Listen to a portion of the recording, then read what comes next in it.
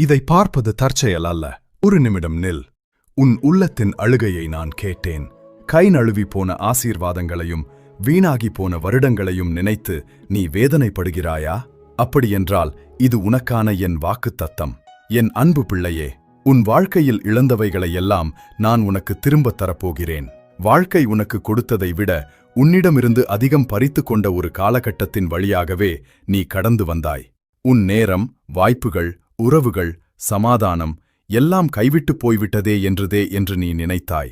இனி எனக்கு ஒரு எதிர்காலம் உண்டா என்று நீ பயந்தாய்.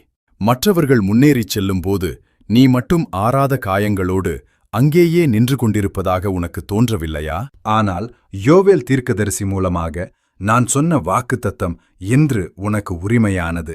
உன் இழந்து போன வருடங்களை நான் திரும்பத் தருவேன். உன்னை வேதனைப்படுத்திய நிமிடங்களை நான் அற்புதங்களாக மாற்றுவேன்.